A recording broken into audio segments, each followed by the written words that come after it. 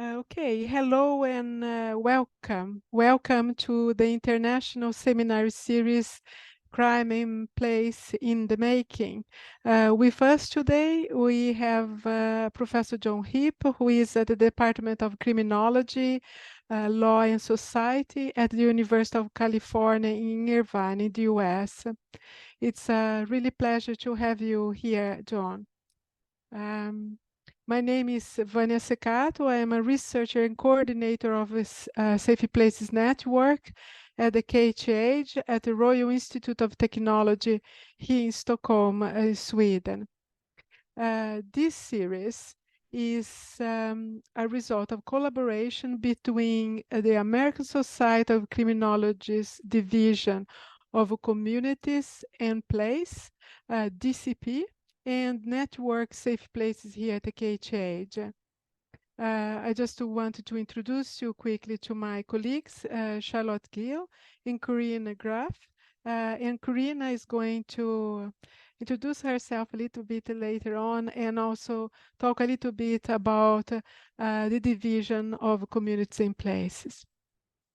So this webinar series features esteemed speakers comprising both young minds and experienced researchers, focusing on diverse topics about crime, communities, and place in spatial, network, and temporal context. The series will run generally on Thursdays at 5:30 Central European Time and 8:30 in Pacific Standard, as we have today, and will be accessible via Zoom. Today's topic is the spatial scale of crime, consequences for ecological studies of crime. And it is with Professor John Hipp. So it's a really great pleasure to have John with us today. So we are very much looking forward to your talk. Before we start, I just would like to ask you your attention. The webinar will be 1 hour long. We will, as I mentioned before, the webinar will be recorded and we will make it available for you by email. And if you want to make a comment or state a question, please use the Q&A function at the bottom of your screen. So with further ado, I will pass the word to Corinna, who will introduce herself and the DCP and most important, the today's speaker. Corinna, with you now. Hi, Vanya, and hello, everyone. Thank you so much for making the time to participate in our very first webinar collaboration with the network in Sweden. We're so excited to start out our webinar today with John's work. John won the James Short Senior Scholar Award this year, and it's our pleasure and an honor to have a chance to have you speak, John. I hope everyone can hear me. If not, someone give me a sign. My name is Corinna Graf. I'm chair of the Division of Communities and Place of the American Society of Criminology, and then an associate professor at Penn State University in the Sociology and Criminology Department. And we are excited to be having John present today, and a few words about John. Open my, okay. He's a professor of criminology, law and society at the University UC Irvine, directs the Metropolitan Futures Initiative, an interdisciplinary project committed to building communities that are economically vibrant, environmentally sustainable, socially just, and partners with the social ecology world's class, boundary crossing scholarship with expertise throughout Southern California. He also directs the Irvine Lab for the study of space and crime, and he earned his PhD in sociology from University of North Carolina, Chapel Hill. So I will open the floor for John, unless Vanya, you have other suggestions. Before actually I do that, I want to thank Charlotte Gill for all the work that that she's been doing and communicating with the DCP section division, and to encourage everyone who's here and who is not part of the division to consider becoming part of the division. And if you are part of the division, please submit announcements to the community, to the division, to Charlotte, and we'll be very happy to put them in the newsletter. We'll send more information about that over the DCP listserv. So please become a part of our community so that we can stay in touch with each other. And with that, I will turn it over to John. Great. Thanks much, Karina. This is terrific. I'm so glad this is being organized. Vanya, Karina, and all the whole team doing this. This is a terrific idea. And I'm looking forward to the many more talks that are going to be coming in this series. And I'm very, honored to be asked to present at this first one, or maybe I'm just a guinea pig. I'm not sure which that is, but I'll take it either way. Thanks so much. And as mentioned, I'm talking largely about parts of my book. The book's too, you don't have enough time to talk about the whole book, but I'm going to be talking about that and this focus on the spatial scale of crime. Those who know my work, that is a main focus of what I do. So the main topic, of course, what I work on most of my work and what I'm going to be talking about today is why do some locations have more crime than others? This is an old topic, as this audience will know well, going back to the Chicago School, Sean McKay, and further back in time. Lots of work done on this area at many different spatial scales, which is going to be something I'm going to be talking about a lot today. A common feature of this literature that I'm going to make an argument is that there's typically not a very good conceptualization of the spatial mobility by people. And we all move about, right? I live in a particular house, but it's not like 24/7, I'm stuck here. Maybe back in the pandemic, yes, but typically no, when we move out and about. And the argument I make is that a lot of times we don't really consider that. Much of our research kind of assumes people are at one spot and that's it. And I think that has consequences for the type of research we do. I mean, our theories don't necessarily think that it's like, of course, people move out. We know this. But yet, when you look at a lot of the models we propose in the literature, that's not the case. So that's going to be a common focus, main focus of what I'm going to talk about here today.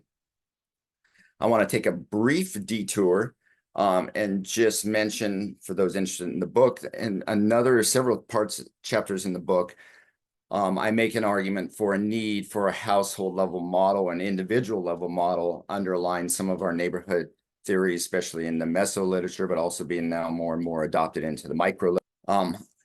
A feature I argue is that there's really not much of an individual level model, not very well developed, and it just sort of pops up in moments. And so I, in the book, use the exit voice loyalty neglect model. The argument I make there is that it actually can explain several of the processes that we observe with social disorganization theory, but it also makes some novel predictions, and I think is useful in that. I also mentioned that a key idea of that is perceptions of individuals, which Rob Sampson and others have emphasized, but I think that's very important. And I think it's also going to be important for understanding how neighborhoods change. That paper I note at the bottom there with Iris Luo, published a couple years back, focusing on that idea of both perceptions and social networks and how that can be important for how neighborhoods change. But also that idea of social network ties, which are based on both social distance and physical distance. I'm going to be talking a lot about physical distance today, but I think that comes up in that way as well. For even when we look at where people are living, their distribution of ties is based on this physical distance pattern. And then a key idea that I'm going to be talking about today, the idea that mobility is based mostly on physical distance. I'm going to make an argument that it explains most of understanding where people go. And in fact, I developed a theory saying we can use that for understanding where crime might happen. With this audience, we're very aware of routine activity theory. And so we know in this theory, there's a motivated offender, there's a suitable target, and there's the absence of capable guardians. Right? We know this. How does it work then? Well, a key point is that it's the combination of those three, which sometimes gets forgotten in this theory, but it's those three coming together in space and time is so important. And a lot of our models in literature don't really do that. They just kind of measure, sometimes they don't even measure all three ingredients, but we need the three ingredients coming together at a point in time for really testing this theory. A lot of times, I would argue that's not the case. And so then it's the situation, the spatial and temporal combination of the three. And I think that's a very important idea for understanding where crime might happen at a real micro location. So I want to back up for just a moment and give about a 2-minute history lesson to us that we all know. If you follow the literature of the ecological studies of crime, you can go way back, to the 1980s or something, where because of data limitations, often the units of analysis were very large. You go read studies from that time period. Often they were cities or counties or metropolitan areas. And so those were the units of analysis. And so you were asking, does this county have more crime than that county? And why might that be? Or this city versus that city? If you're measuring at that large spatial scale, you really don't have to worry about people's movement, because typically people are moving within the same city or same county, not always, but for the most part. And so you didn't have to be so worried about it. But my argument is going to be, as we go smaller and smaller, suddenly that becomes a bigger issue for us to consider. So they didn't have to worry about spatial patterns.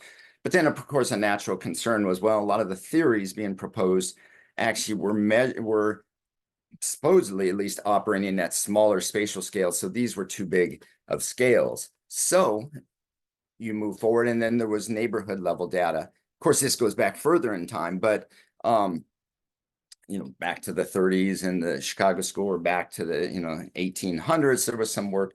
But really, you saw more and more neighborhood data, I'd say late 1980s, 1990s, 2000s, comparing across neighborhoods. And the argument was, okay, this is operating in a more proper spatial scale. This is where we think the theory operates. And so we can do these comparisons. Of course, still within these, there's no conception of people's movement. You were just, wherever you lived, that was your point, and that was assumed that you lived in that neighborhood, and that was it. The idea of people moving about, pops up in the literature, but in most studies, it's just not there. Fast forward in time, and now more and more we have research operating at smaller and smaller locations, which on the one hand seems like a good thing, right? Doesn't seem bad. But this literature focusing on micro units, either street blocks, segments, some work now going way down to parcels, and the focus on crime concentration and where it happens. On the one hand, I think this is good. On the other hand, I don't think that this represents a sort of teleological thing, being this is the best way to do research. It's good research. It answers certain questions, but I think there's other questions that it can't answer. And furthermore, I think there's some issues that get sort of ignored at moments, and that's what I want to talk about a little bit here. There's two big issues, one of which is measurement errors. Police enter the location data that is spatial imprecision. And anyone who's worked with crime data from police know this. When if they're writing in the address, oh good Lord, there's spelling errors, there's all sorts of other stuff. And if you're wanting to measure at a very precise location, that can be somewhat maddening. So you've got a lot of measurement error, whether you want to look at it or not, it's there. So that's a challenge. That's fine. We can maybe address that. If they have a GPS unit when they do the crime, that could help. But if they're somewhere else when they're writing it up, that can cause problems as well. But for me, an even bigger issue is that despite sometimes our data looks really spatially precise, right? People get data and it's got an X and Y coordinate, so you can put a little pin on the map and it has a nice sense of spatial precision to it. But we know that offenders, targets, and guardians move about. So if we think about this as a process and what's going on, even if a crime happens there, it's a function of an offender being somewhere. Maybe that's where the crime happened, but maybe the offender moved about. Maybe the target moved about. Were their guardians, and why were their guardians at that particular location at that particular time? So this movement of people, I have argued, needs to be taken into account. And even though it may seem like you have a lot of spatial precision, that's not the case. Now, theories have certainly talked about this. This is not a new idea in that way. And I'm arguing there's two broad theories, one of which is a number of theories. Crime pattern theory, most notably routine activity theory is often invoked as well. Lots of research on this theory, so to speak, although I would argue most of the research out there just takes little parts of it or focuses on aspects and doesn't really incorporate, well, I'll just say that. And so many other studies are not incorporating the spatial movement of people when they're testing, quote unquote, this theory. This theory, in my view, is large, they're environmental psychologists, the Brantinghams. It's a psychology where people go, very rich, very wonderful theory, right? And it gets into perceptions, how people move about the environment, what that environmental backcloth is, very rich in that way. But then there's another theory, which I came along with, general theory of spatial crime patterns. Mine's very simple. Mine looks, all I say is that if we know where offenders live and where there's possible locations to go, and I use a distance decay, that's going to do well enough. That's it. That's all I need to do. Of course, that's not an easy task, right? Where do offenders live? I don't know. Where might they go? But that distance decay, I can make a long argument, I won't hear today, of why that explains, I would say, probably about 92% of the variance of where people are going. These other things about certain streets or certain things, that's nice, and that could be useful for understanding certain crimes.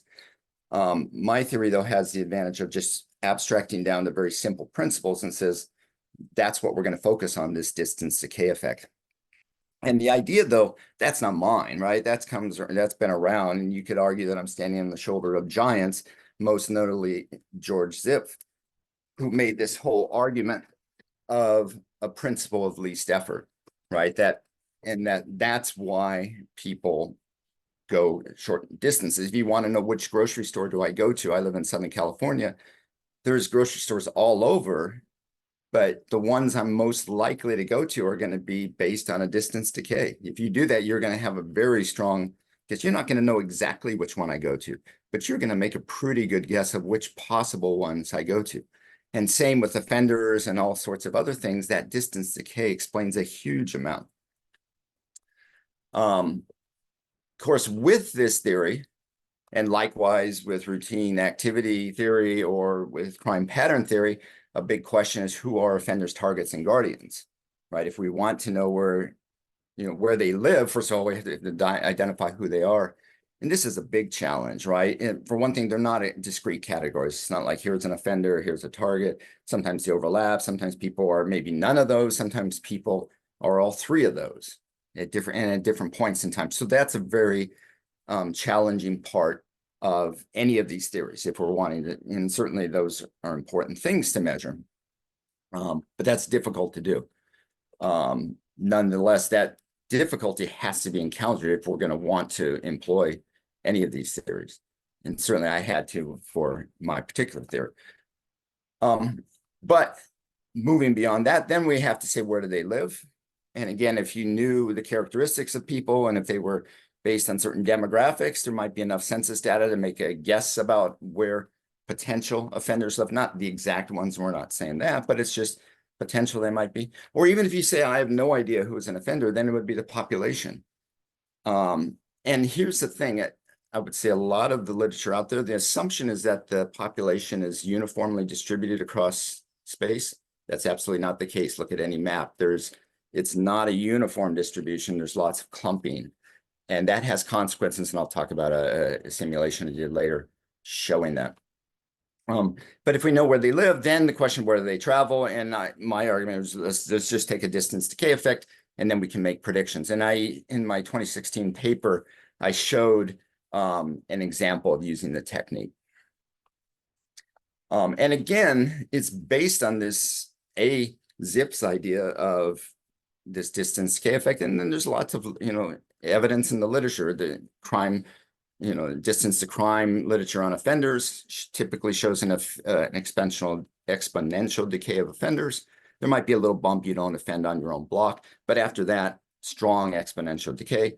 If you look at targets and where they go, people's general patterns of where they go, again, a strong exponential decay. What about guardians? We don't know that so well. There's not been really good literature, but one would guess that there is an exponential decay there as well. It's probably much sharper.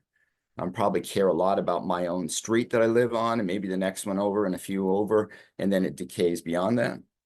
In principle, we could figure out what that decay function actually is. My bet is that it's gonna look like a decay. It's not like, oh yeah, I go 8 blocks out and that's the end of my neighborhood. Maybe in some rare instances, but most of the time, no. So again, I did this in that 2016 paper. I did kind of a proof of concept. The original draft of the paper didn't even have empirical. I just wanted it to be a pure theory paper, but they wanted some evidence showing how it might work. So I worked up on a particular city, did an example of it. And again, it's spatial and temporal. And of course, routine activity theory needs to be the same way, even though it's not tested very often that way. So again, crime requires this confluence of offenders, targets, and guardians in space and time. So it's trying to predict where people might go. So that's what I was trying to do. And there is try to predict the locations of where offenders, targets, and guardians live in the spatial landscape, and then where are they likely to go. And again, I just use this distance decay for predicting where they might go, not any other elaborate sort of techniques. That's it. I use that. And what this gives me then is a crime potentiality of a location at a time point.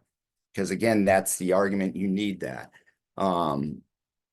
There's lots of people at a certain time point, maybe crime is impossible, but maybe later in the day when there's fewer people, there might be a greater opportunity. And we all kind of have seen these places, but actually trying to measure it is something that I was trying to do in this particular study.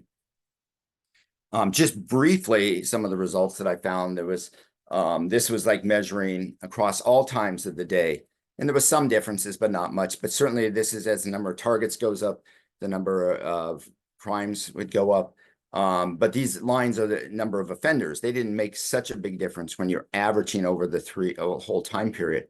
And arguably, a lot of our microcrime stuff is averaging, right? They're averaging over all time, the whole year, right? They don't try to break it down to smaller time points. Most of the time, there's exceptions, but most of the literature you read is just aggregating all times, all days of the week, etc.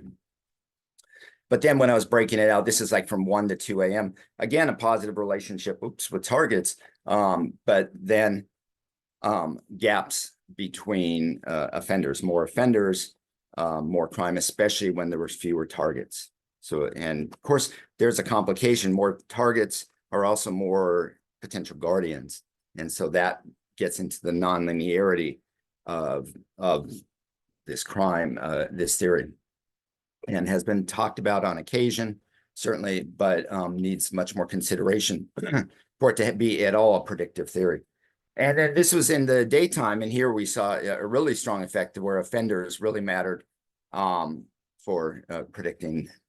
Again, this was robberies, and especially when there was fewer targets. So again, and perhaps fewer guardians.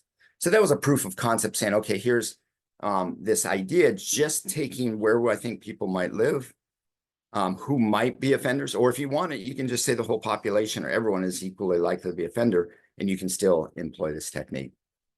And it seemed to work fairly well. Okay, so if spatial movement is important, one of the questions then is, what are the proper unit of analysis?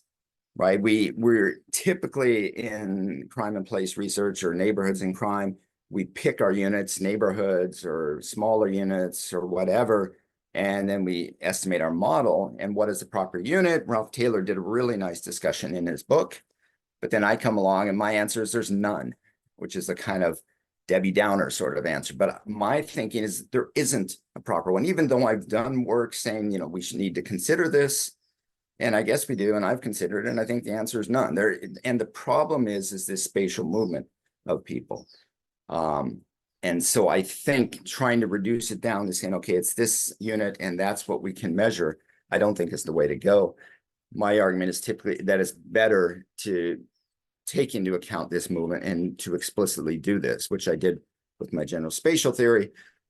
Another way to approximately do it was a paper I did with Adam Besson some years back. Wow, it's been over 10 years now, on egohoods as a way of measuring neighborhoods. And this came out of the Meso tradition of neighborhoods and the dissatisfaction with using these discrete non-overlapping units such as census tracts. And we said, okay, egohoods are better in that way, as was our argument. I'll just talk about that a little bit here, the idea behind egohoods. And again, it's based on this same motivation about people's movement. And so the key idea of it that we came to was that we all live at the center of our own neighborhood, an egohood. And why do we say this? Well, there was different literatures that we kind of went to. First was the literature on social ties, friendship networks and that sort of thing. And it turned out that high probability decays over distance. If you look at the daily activities literature, people aren't active in their own census tract. It's a distance decay. Mental mapping, where's your in the neighborhood? People draw their neighborhoods. And there was not a match, but one thing you'd see consistently was that it was people would put themselves almost always at the center. Travel to crime, distance decay. When you read some of the, so that motive suggested to us that that's a way to think about it. So it's different than thinking non-overlapping units, but we said, okay, let's just start with that center point, some radius around it, and those are going to be our units. And that's what we went with. There's this literature out there that thinks about it a little differently, where public health, it's more you live in an area and this environment around you impacts you. And they typically have a distance decay because that makes sense. Nearer areas affect you more. So it's how this environment affects you. Our approach was different. We're just saying here's a spot and here's an area, and this is our ecological unit. So we had no distance decay. So I just make that distinction. If you look at it on a map, these are some maps Adam Besson made. Like the blue dot is maybe one person's egohood. And we said, okay, there's some radius. I think this is a half mile, but you could do different distances. And that becomes an area of research, or maybe it should be a flexible estimation. That's another area of research that's ongoing. Might depend on different urban environments, something we don't think about a lot, but should be more and more. And so the blue, and then any of these blocks within that blue circle are considered part of your egohood. Likewise with the red dot, and then it's any blocks within that red circle. Of course, there's overlap. There's lots of overlap. You can see that right away. That's the whole point of the egohoods. But there's still differences. Here's, a block that's in the blue egohood, but it's not in the red egohood, for instance. And so that was the central motivating idea behind it. And then you can see it as you go further away, you can see here's a green dot that happens to be inside the red egohood, but not in the blue egohood. But you can see, and then here's its egohood. So you can see this sort of spatial effect that even though there isn't a distance decay, it's implicit in how they're constructed, and it comes in that way. But a key idea here, and this is a sociological idea, that if everyone is in the center of their own egohood, and I ask you, where do you live? And you say, this is my egohood. Go back to that last slide, you say you're in the, the red area and this is your egohood, but here you're also part of this green neighborhood's egohood as well, which extends into other blocks that you would not say are part of your egohood. So that's that spatial component to it, which is partially due to movement and where people are going. These are not discrete units. It's also the case that physical boundaries might matter, rivers, freeways, but those can be accounted for in the technique. Likewise, social boundaries might matter, school districts, shopping areas, churches. things that could be accounted for. For instance, a freeway, if you thought that impacted this, this red ecohood, we can easily put a function that says, okay, these blocks are not part of it, or you could weight them down somewhat if you thought it was a certain weighting function that affected to what degree they're part of that ecohood. That's all easy to do as well. And it goes that way. So what we end up with are ecohoods, or neighborhoods rather, as waves washing across the surface of the city. And that was our argument, and that's what you would see as a result. So again, this was still rooted in this meso tradition. It has the drawback that it's not trying to measure micro locations, but it does have the advantage that it's trying to account for spatial movement of people and how that might play out when we look at where crime happens. And in our study, we showed how using this approach, by the way, these yellow lines on here are I believe, census tracts in Chicago, which are typically what I thought of as neighborhoods. And our argument was no, that these are better. And indeed, in our study, we found ours did a much better job of predicting where crime happened. And most interesting is what we found was that inequality and racial heterogeneity, particularly inequality, had a really big effect in ecohoods, but not in neighborhoods, which makes perfect sense because neighborhoods, quote unquote, as defined, are typically defined being very homogeneous, right? So we put people with the same income together in one neighborhood, and then next to it is a neighborhood that's maybe very different income, but they all have the same income, but their nearness is important, and that gets captured in ecohoods. You could do it in other ways with those non-overlapping neighborhoods, but they're very rarely is it done that way. Here's a fun thing if you want to win a bar bet. We did different radii from the center of the ecohood, how many people. If you ask someone, 3 miles radius around you in a typical urban environment, how many people are there? Answer is 100,000, which I would never have guessed that is that many people. Hard to imagine. If you're in New York, it'd be even more, of course. But even just in a typical urban environment, it's at least that much. But so we can pick different radii depending what we think is most important.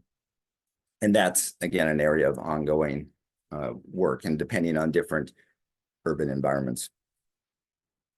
Okay.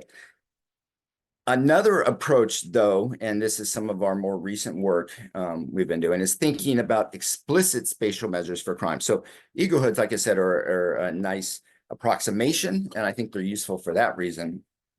And for some research questions, I think it's a good way to go.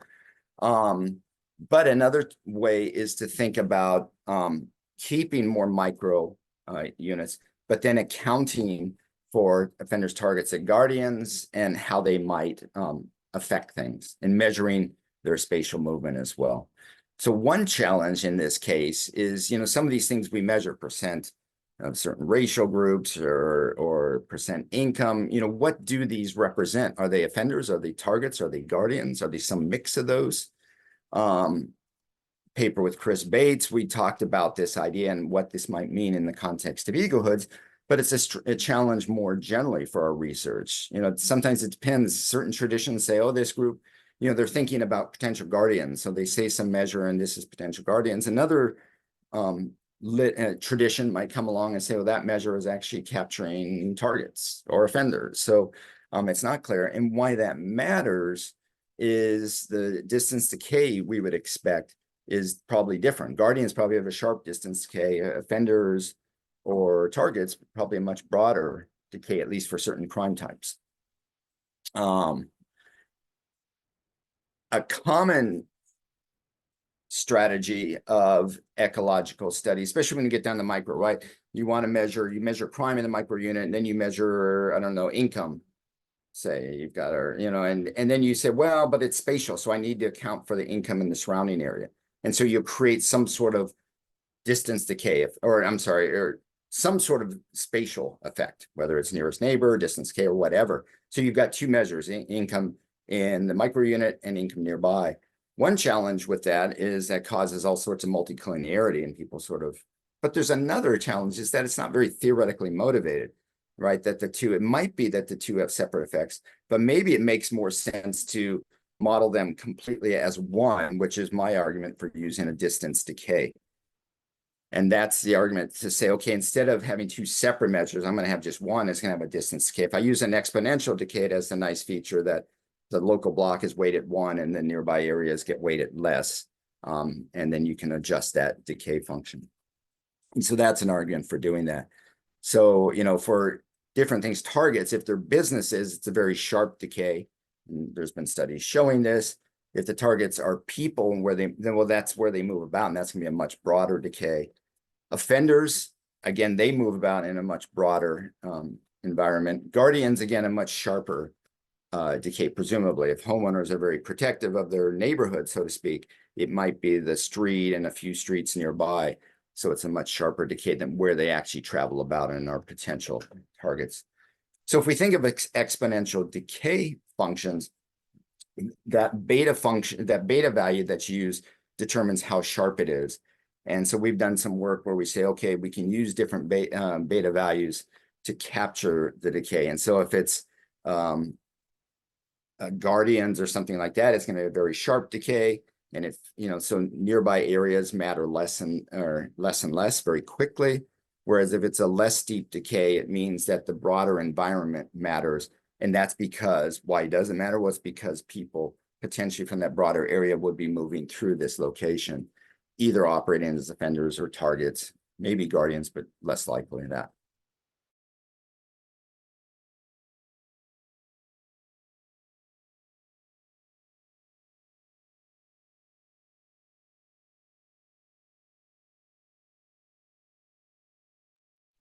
I think it's a bit frozen.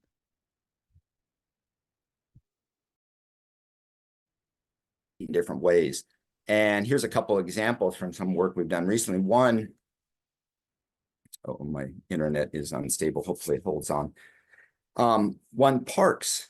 Parks might offer crime opportunities. That would argue for a very sharp decay. Parks, though, also might offer the potential for creating cohesion, potential guardianship, which would be a much broader decay and would have a different effect, right? That would have a negative effect on crime, whereas the opportunity is a positive effect. So two different ones on two different decay functions. We can model that, again, if we theoretically expect that to be the case. And non-consumer business, same thing, a sharp decay because there's crime opportunities and a positive effect, but a broader decay if they provide jobs, reduce offenders in the area, and so a negative effect. And so we can model both of those.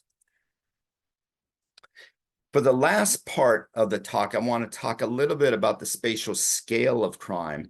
In the latter part of the book, I talk about this, and I think that this is a direction I would like myself to go, and certainly others to go more and more. I think it's a useful way to think about some of the models we do, and what do our models imply.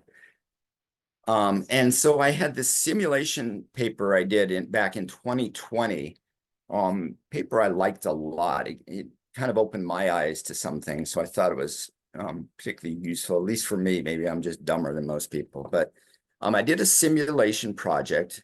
I used Orange County as the setting. People know Orange County and the OC out here in Southern California. It's nice. It's kind of a square area. There's about 30, 35 cities, something like that.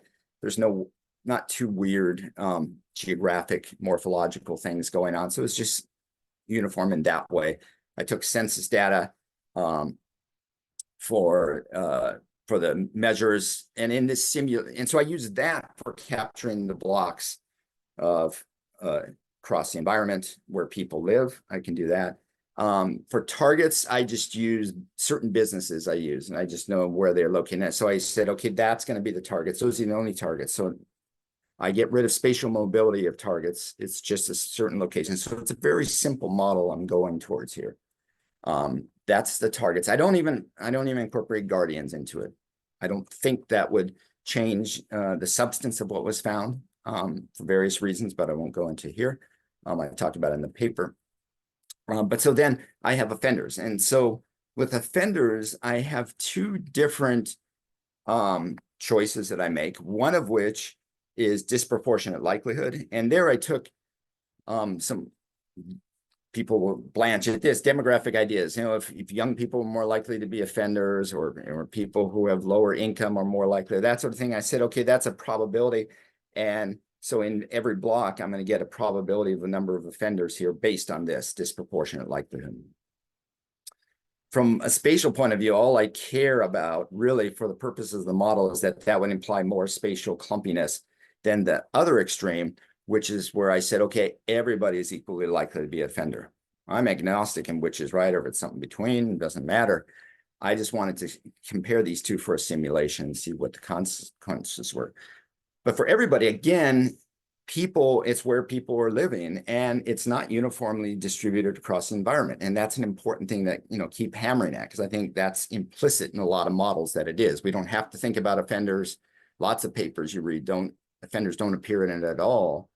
That's nice, but you're making a big assumption, and it's not an accurate one. Even if you think everybody is equally likely to be an offender, there's still spatial clumpiness. Then I had another choice I had to make, and I made two assumptions about offender behavior in target-rich environments. And I don't know the answer to this, and I think it's an interesting and I took two extreme values. One, I said unlimited offending. If you have more targets nearby, you're going to offend more and more. It's just based on a distance decay. That's all I use based on, you know, my model, distance decay effect. And the more opportunities, the more you'll do. And the other extreme was the satiation, zero sum. You'll always offend the same amount no matter what your environment is like near you. I used that approach. And so the two extremes, the truth is probably somewhere between them, but I thought, okay, let's take these two extremes. Turns out they make a pretty big difference. And I don't know what the answer is, but I think that would be an area to have a lot more research, and it would be very useful to know. What did I learn? So that was the simulation. That's what I did. And then I said, okay, let's come along and do our typical approach where I'll either aggregate the results to blocks or tracks or cities. And what do I learn? If I aggregate to blocks, it turned out the targets explain most of the variation, right? And for the micro folks, yep, that's what we've been seeing over and over, every study, right? You see that it's these targets, we can focus on targets, and they explain most of the variance, right? Which typically offenders don't appear in those models at all. The second bullet point, though, is that if I did include offenders in nearby, that helped, that explained it even more. And it did even better. But again, you could do pretty good just using the targets when you're doing the micro. And that's what our typical literature does. And so it says maybe if we add offenders, we're not going to see that much of a gain, somewhat, but not a lot. What if we went to the neighborhood level? Again, it's a simple model where it's just where are targets, where are offenders, and a distance decay to where they commit the crime. At the neighborhood level, targets and offenders both matter pretty equally. But interestingly, it was better to measure offenders as a spatial decay. So not where did offenders live, but if I measured offenders as a distance decay around the location, the model did even better. Of course, I've never seen empirical studies doing that. But if there's a spatial mobility aspect to where people go, and yes, there is, the argument was that's a better way to measure it. I just don't see people doing it, but I think that's an important insight from the simulation. But here's another interesting point. At the city level, what really explained differences was offenders. And as particularly as a spatial decay, explained most of the variation. That even though it was this very simple model of targets, offenders, going, traveling, when you compared across macro level, it was the number of offenders that did explain most of the variation in which cities had more crime than others. A lot to take away from that, but one takeaway is that maybe that focus on explained variation, R squared, is overemphasized. And I know that's a big feature in the literature. Oh, R squared this explains more. Based on this, that's a question whether how much that can be relied on. So I thought that was very interesting. Another point I want to make about spatial scale is a question that hasn't been considered as much as perhaps it should, and that's the question of whether certain features of the environment cause more crime or simply shift its location. Here's a simple example. Suppose I say that bars, indeed, I know bars cause crime, right? That people go, they get drunk, they get in fights. So you put in a bar, you'll see more crime. And suppose that's God's truth. Okay, now we come along and do a study. If you do a street block study, number of bars, number of crimes, you'll get a positive relationship. Good stuff. If you do a neighborhood study and you have the proper controls in there, guess what? You'll also get a positive relationship. You're not measuring the precise crimes are happening at the bars, but a neighborhood with more bars will have more crime. So even though you're not measuring it precise at the right spatial scale, so to speak, you'll still get this positive relationship. And a city study, the same way, more bars.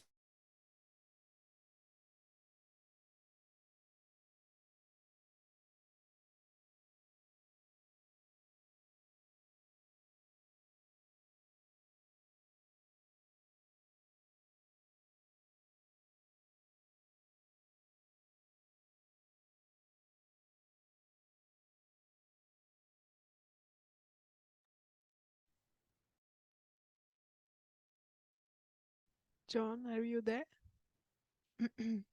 Was that maybe the crime?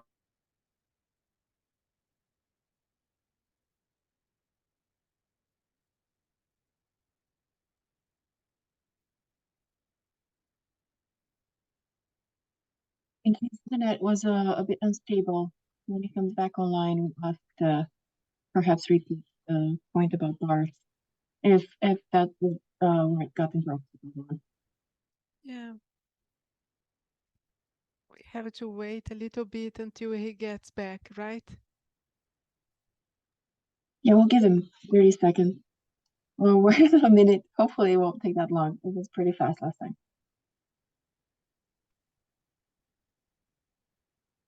He may not be aware. Do you want to send him a Yeah, it's chat true. comment? Hi, welcome There back, we go. John. Okay, do you see my screen? Do you see the slides now? Yes, Yes. thank Okay. you. We were at the point about bar shifting rather than causing crime. So We'll edit that out and it'll look beautiful later. That's the beauty of it. So yeah, so if we go to bar shifting crime location, again, at a micro level, you'll find a positive relationship, right? More bars on a location will be more crime. If you do a neighborhood study, though, you won't necessarily, because there might be more bars, but it also matters if there's more of something else that attracts wherever crime is being shifted. And if you go to a city, you really won't find, you count up the number of bars, you won't find a relationship with crime, almost certainly, just because there's other locations that are just shifting the location. My argument is that there really hasn't been much thought about this. So the micro study is very good for telling us if you don't care about whether it causes more crime, it shifts it. And if you're talking to a police agency, you don't much care. They just want to know where the crime happens. If we're interested in the etiology of crime, you can't tell from a micro study whether it's causing crime or whether it's shifting the location. Something to think about.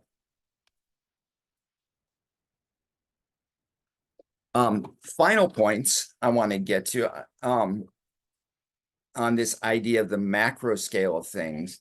There's this idea of how we typically use population to normalize crime, which is to say we create rates. Some would say, oh, you're being naive. We don't necessarily have to do population. You're right. There's other things we could normalize by. But most of the time, if I want to talk about whether New York City has more crime than Iowa City, I won't just compare the counts. I need to standardize. And so commonly we'll do that with rates. But for those of you who have worked with smaller and smaller geographic units, you know that all of a sudden this is going to cause problems. It's going to break down. In micro geographic units, there's almost no relationship between residential population and crime, right? It doesn't hold at all. In neighborhoods, there's somewhat more of a reasonable relationship, but neighborhood studies, there's this typical thing where, well, we excluded these 4 neighborhoods because they're commercial districts with almost no population. Of course, they have most of the crime, so that's a bit of a weird thing, but they do that to try to adjust it, but that's not a real great solution. In larger macro units, it is a more reasonable relationship between population and crime. My argument is that this is largely a function of this spatial mobility of people, and it causes this issue to occur. And what are the implications of this pattern? One is, if you go to micro units, you use different things for for standardizing the crime, if you will. But keeping with this question of population and how it's important, there's a literature on general scaling effects. And this literature looks at how typically metropolitan populations, how different features of the environment scale with population. And Betancourt has done work. Jeffrey West has done some interesting work on this. Here, it's a very simple strategy. You compute the population, you log transform it, and you grab your measure of interest, log transform it, and then you regress the measure on population. If it's a coefficient of 1 on these two log variables, it's a 1-to-1 relationship. If it's greater than 1, it's a superlinear relationship. That means as population increases, the other measure increases even more rapidly. And sublinear is less than 1, meaning the opposite. Where we come in is it's commonly observed that crime tends to scale superlinearly on these metropolitan areas. So what I wanted to do at the end of the book then is ask this and explore this a little bit. So I took this first top left figure, take cities in the US, I think in 2010, and did this simple approach. And indeed, for most of the crime types, you see this superlinear relationship, where I've log transformed crime and population. And indeed, crime is going up faster, meaning that bigger cities have higher crime rates if you divide it by population. This is just counts. And you can see they're scaling higher. The one exception is homicide, which is an interesting aside I won't go into now, but given that sometimes homicide is treated as the pristine crime, it looks to be very different, at least on this scale. So I did those. In the top right, I did, can't even see it there. Oops. Top right, okay.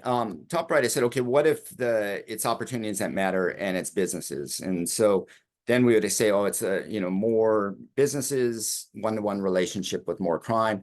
Turned out it didn't. That didn't explain it. It's less considerable. It's less than 1 most of the time. So it's not like you can just say, oh, crime opportunities, that alone explains why some cities have more crimes than others. It doesn't do that. This in C, what I then showed using the NNCS data that, for tracks, it's way less, so cities, it's scaling superlinearly, track sublinearly, which we know we've seen this, but this again, I would say has to do with the spatial mobility of people. And so for tracks, you can see there's much crime rates are lower when there's more population, but that has to do with these commercial districts, etc. Finally, in this D, this is the part that was of most interest to me, and what I want to focus on here is I talked about that simulation I did a bit ago. What I did then is I took those results and say, okay, if I aggregate up those cities in the model's predicted amount of crime and the population in those and the crime, I log transform both of those. What do we see? And these 4 bars on the left show that we indeed see superlinear scaling just from this simple model. Targets, offenders on a distance decay, it replicates this. And it's pretty, given that it was kind of like robbery with a 1.37, it's coming pretty close to that, which is interesting. Of course, this is a very simple simulation, one particular area, but it was very suggestive to me that this very simple model could seem to be consistent with this pattern of superlinearity. It's not by any means, it's not the final word, it's barely a first word on it.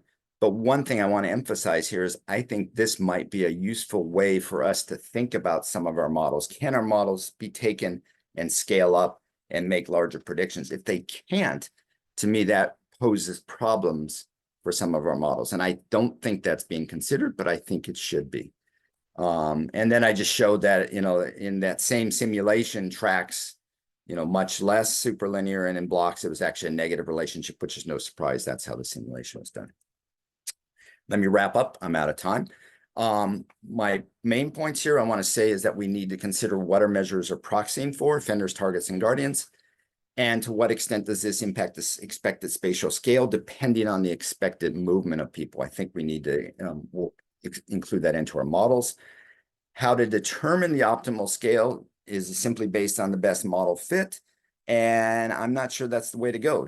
Given that simulation study, does it really improve the model fit? And is that the best way to assess it? Maybe there's these other ways to assess it, like I just talked about.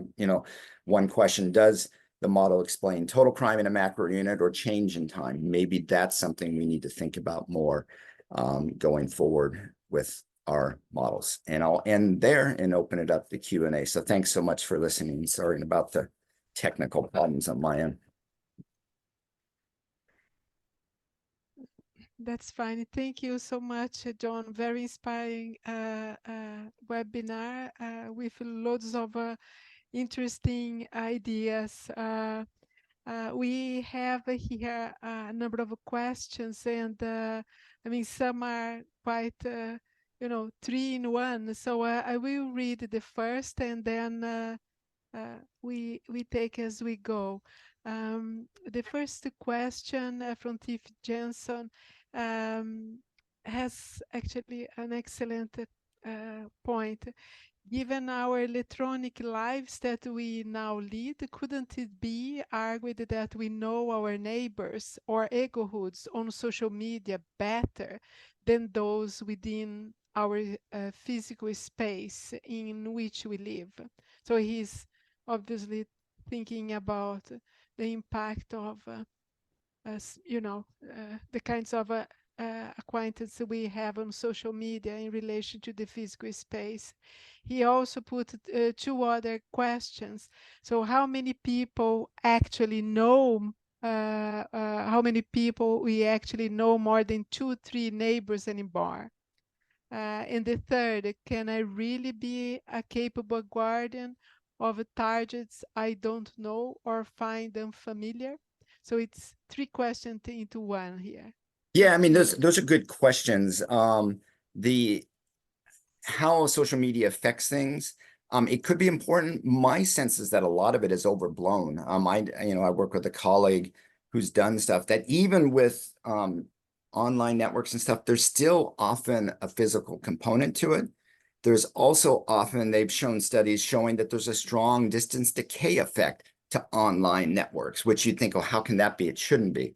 That's not the final word on it, but I think the presumption that online means, doesn't matter. In fact, I was reading that back in, the 1990s when I was getting ready to go into grad school, and it's like space doesn't matter anymore. And, there's a lot of reasons why I don't buy that. So I think it still pops up a lot.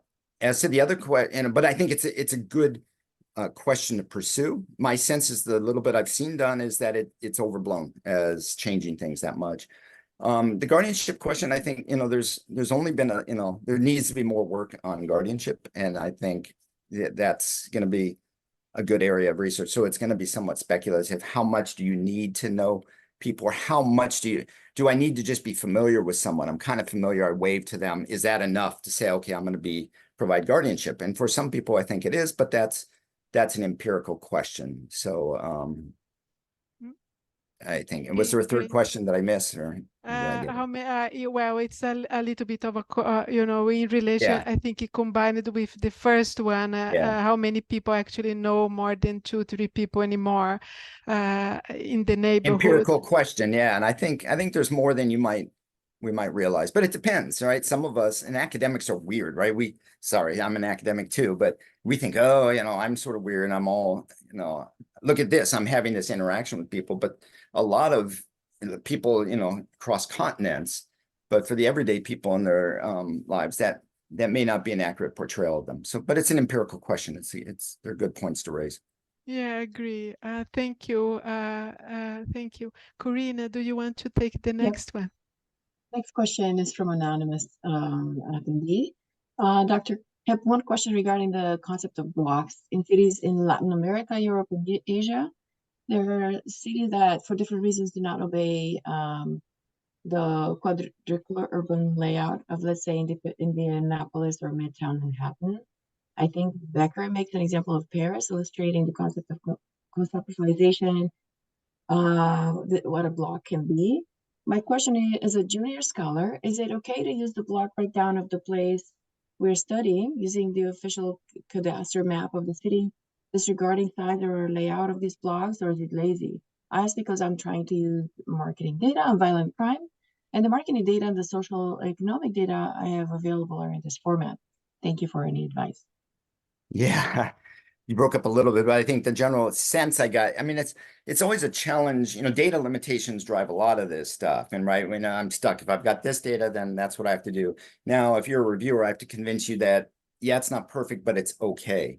And I think if you start from a starting point of saying, how do I think the process works, which is how I like to think about it. That's why I like the simulation thing. What do I think happens? And now you show me what your aggregated data is. Sometimes I might say, terrible, I can't use it at all. And sometimes I might say, well, it's not perfect, but it's not so bad. And so I think that's an important thing for you to say. And it depends what you want to get. If your data is, if you're trying to get at, you know, at the parcel level and what happens and your data is aggregated bigger than that, you probably can't get there. But for a lot of questions, I think it's okay. We've sometimes used census blocks in the US, and those aren't ideal, right? You know, a micro person say, oh my God, that's terrible. You got to do the street block, which is, there's a good theoretical argument for that. But the census block, which goes around the 4 areas, is a little different. And for some research questions, though, I can argue that it's not so bad and it's still going to work for me. Again, it's depends what your question is, how much you're wanting. And that's the challenge when we're trying to go more and more micro, that, you know, you're kind of you're beholden to the data and its limitations. But I would say that's one way to think about it. You made a case in your presentation about the value of possibly using information about buffers like highways and maybe weighing less the geographic units that are beyond those, or weighing more geographic units approximate that could theoretically be considered as helpful. So it is. I appreciate that flexibility in the argument, and the larger point is that some of these details won't matter for some of the questions most. They made for others.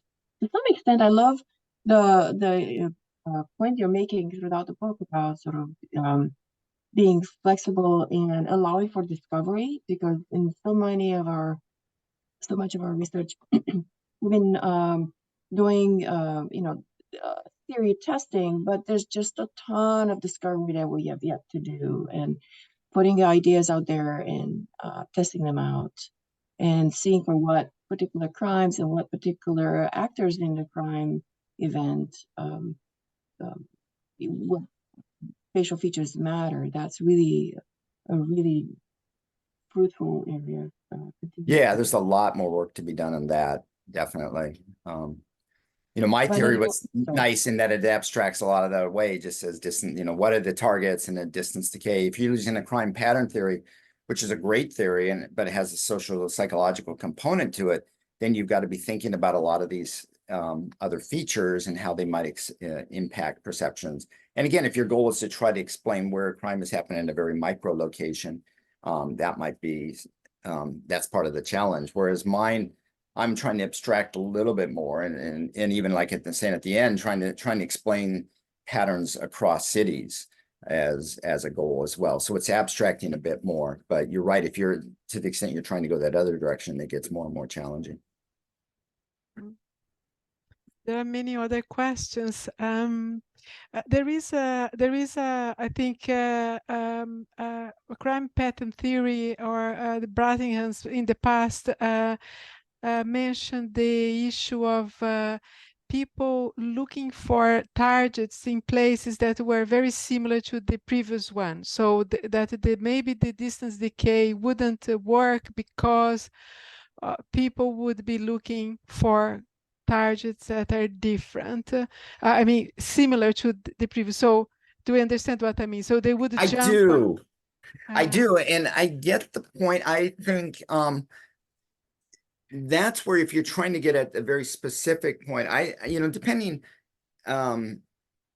if I'm trying to abstract, I would argue the distance decay is still going to do just fine because it's averaging over people, it's averaging over offenders. That's a key distinction. So to me, you're right. You know, I prefer a certain type of grocery store, you prefer a different type. the distance decay won't be quite right for me or for you, but on average, it's going to work pretty well. Yeah, you're a particular offender, you're going to go to this type of place. And then if that's not there, you're not going to go across town to another one like it. You're going to go to another one like it that's similar. But again, so that would be, if I was trying to explain where you are going to offend, if I'm Kim Rossbo and I'm worrying about you, then I definitely want to take that into account. But for a more general approach to crime, I'm betting is that I can abstract that away and I'll be okay in that it's going to average out. But yeah, it's definitely something to think about. We have quite a lot of other questions, right, Corina? There is one about the shape of the egohood. Will future work on egohoods consider the geometric angles of offender target guardian mobility? For example, instead of egohood being represented by a circle, could it be represented by an ellipsis that is extended towards a city center or other major active node? Yeah, that's an interesting question. Because that's an interesting idea. Because the motivation was just they're very uniform, they're across the scale. I think the short answer is yeah, you could do it. That's a great thought. I started with I said here's a radius and here's a buffer and that's it. Or not, I'm sorry, not a buffer, that's just the radius, and anything beyond that is zero. What you could, and then I said, okay, but within that, if there's a boundary, we can weight down certain blocks to 0 or to lower values than 1. This is a great thought, that what you could do is you could take that as 1, and then I could take a larger area about that and weight them as 0 unless there's certain things of interest, like you just articulated. If there's some sort of feature of interest above that we think might attract people, you could weight those not 1, but maybe some, or 1 if you want it. That would be a decision you could make. That would be possible. I hadn't given that thought, but that's an interesting direction to go with it. Yeah, nice question. Related question from Johannes. He's saying, I would argue that we don't move linearly in space. Can maybe mobile data help us form more accurate egohoods? Are there any evidence that they can motivate moving in that direction? I'm sorry, I had a little trouble. What was that, Corinne? Johannes is asking, similar to the question you just answered. Yeah. He's saying that he's arguing that we don't move linearly in space, and then mobile data perhaps can help us form more accurate egohoods, like the activity space type of work. Yeah, that's there. Right. It's an interesting question. My bias is say it won't help us. I mean, arguably, here's the thing, egohoods in large part are based on the evidence. There's been a lot of studies using that mobility data. And what they find invariably when you read this research is it's a strong distance decay in where people go. And of course, I'm geeky enough. I'm trying to figure out what is the size of it. Because I'll see that they'll say, well, physical distance matters, but this other thing matters too. But then when you really get to it, turns out physical distance explains about 92% of it. And this other thing explaining about 1 or 2%. And that's nice and that's fine. But my argument again is coming back that, well, if I think physical, this decay function is driving it, I can use that. And yeah, you can worry about that other 1 or 2%. I'm going to abstract it away.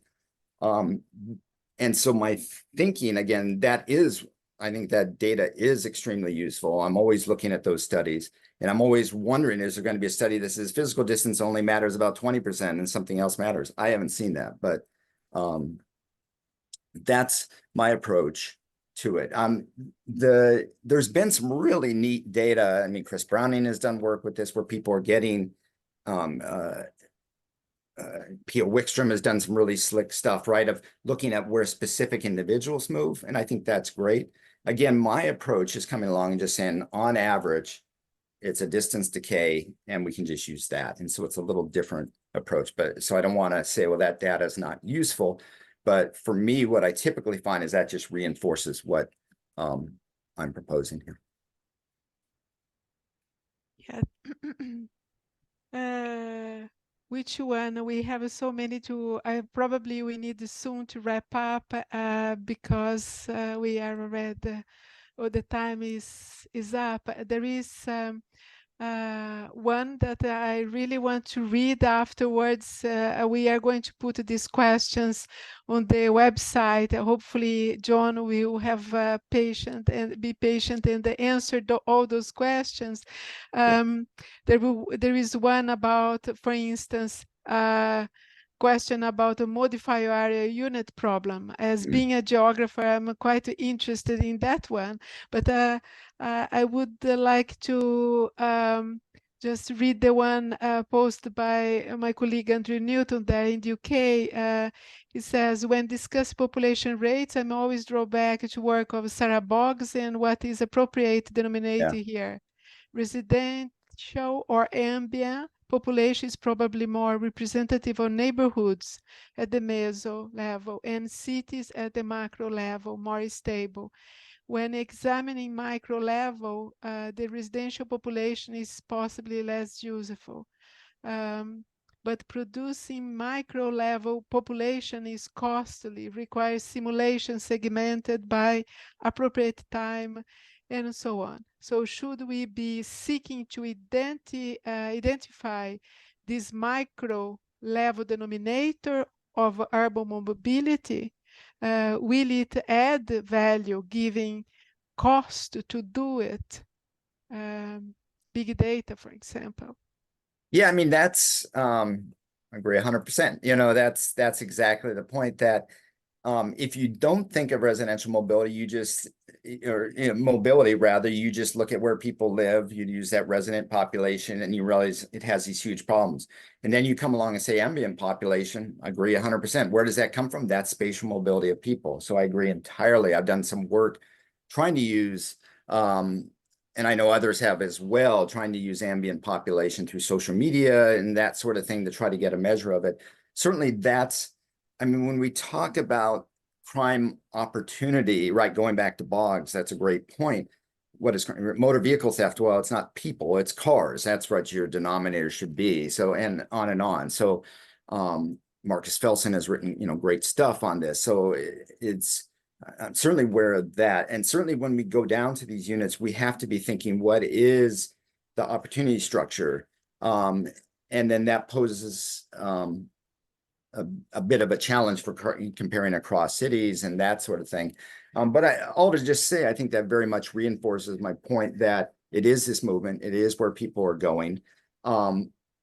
You're right. One way to do it is to get this, try to find data, which might be expensive, which captures where people go.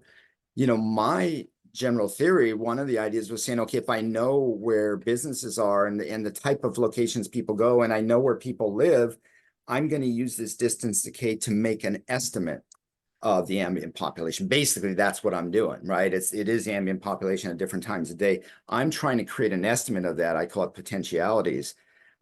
If you can get expensive data, does it, I would love to see it, to see how well does my model do? Does my model do a decent enough job, and therefore I can use that for making guesses? Or do I have to buy this expensive data to do it? But it's a great point. That is the crux of it, and that's well articulated. Great. Karina, do you want to add anything, or are you really want to read another one, or I would be really interested in your answer, John, on the couple of people asked the question about the mass transit, the role of mass transit. I think you kind of answered at least in part and on your previous answers, but I don't know if you want to address that really quickly at all. Mass transit. I live in LA. We don't know what that is. You get in your car and you drive somewhere. No, I mean, I mean, certainly that's mass transit. That gets, a lot of the stuff you see my approach, maybe that's based on where I grew up, where, I'm in Southern California. And so those things don't matter so much, where I can just do a distance decay and it's an approximation and works pretty decent. Well, it works pretty decently. Yeah, right. Mass transit, suddenly those kinds of things, and people as well as driving, right? I'm going to get on a freeway, so we know where those entry and exit points are. And if you have a business near it, it matters. So I'm not discounting that. Certainly when you want to, if I'm trying to explain where a crime might happen at a specific location, more and more I need to be worrying about those sorts of things. Or in the case of mass transit, stops and those kinds of things. So that matters to me as well. And those, again, it pushes away from the nice egohood, nice round thing. And then or some of these distance decays where they get tweaked a little bit. And that can be fine. And certainly, I mean, there's work in the crime pattern theory that has looked at that a lot, and I think does a nice job at that, and focuses more on that.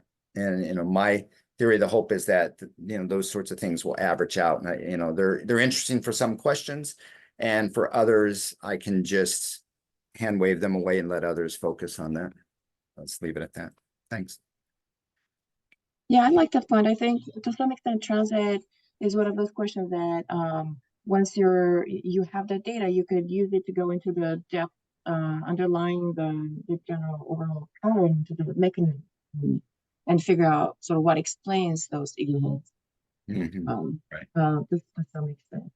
And say that with my bias because I look at commuting and population mobility across larger spatial units. So I love when I see the connections across theories. And with this, I think it probably is time to close and to thank all our participants for being here, and especially thank our speaker. Thank you, John, for starting us off on such a great note. And congratulations on our award, and thank you to the committee to put everything together and get us to a wonderful plate of awardees this year. Hopefully we'll feature more of our awardees in the near future. I want to close by also thanking Vanya and the KTH team.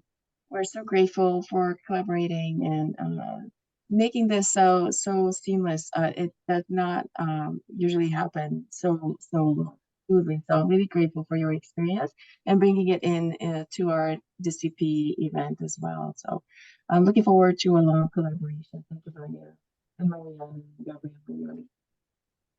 Thank you. Yeah, thank you, John, and all the Safe Place Network team behind, and of course, my co-host. Thank you, Corina. And we will soon return with a new webinar. We are now in the process of organize the next one, and stay tuned, and we will be back soon. Thank you so much. Bye.